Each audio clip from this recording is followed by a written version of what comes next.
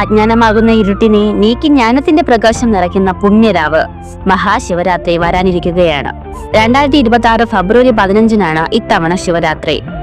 ഈ പുണ്യദിനത്തിൽ വ്രതം അനുഷ്ഠിക്കേണ്ടത് എങ്ങനെയാണെന്ന് നോക്കാം.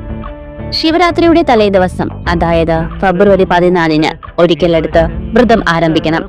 ശിവരാത്രി ദിവസം പുലർച്ചെ സ്നാനം കഴിഞ്ഞ് ശിവക്ഷേത്ര ദർശനം നടത്തുക. പകൽ മുഴുവൻ പൂർണ്ണ ഉപവാസമോ അല്ലെങ്കിൽ പഴവർഗ്ഗങ്ങൾ കഴിച്ചോ വ്രതം തുടരാം. ഓം നമഃശിവായ എന്ന പഞ്ചാക്ഷരി മന്ത്രം ജപിക്കുന്നത് മനസ്സിന് വലിയ ഊർജം നൽകും. ശിവരാത്രിയുടെ ഏറ്റവും വലിയ പ്രത്യേകത രാത്രിയിലെ ഉറക്കമെളുപ്പാണ്. രാത്രിയിലെ 4 യാമങ്ങളിലും നടക്കുന്ന പൂജകൾ ദർശിക്കുന്നതും ശിവപുരാണം പാരായണം ചെയ്യുന്നതിനും അതീവ പുണ്യകരമാണ്. നമ്മുടെ ഉള്ളിലെ വികാരങ്ങളെ നിയന്ത്രിച്ച് മനസ്സിനെ ഈശ്വരനിലേക്ക് അപേക്ഷിക്കുകയാണ് ഇതിന്റെ ലക്ഷ്യം. അടുത്ത ദിവസം രാവിലെ ക്ഷേത്രത്തിലെ തീർത്ഥം സേവിച്ച് വ്രതം പൂർത്തിയാക്കാം. ആഗ്രഹ സാഫല്യത്തിനും പാപമോചനത്തിനുമായി നമുക്ക് ഈ ശിവരാത്രി വ്രതശുദ്ധിയോടെ ആഘോഷിക്കാം. ഏവർക്കും മുൻകൂട്ടി ശിവരാത്രി ആശംസകൾ. ഹര ഹര മഹാദേവ.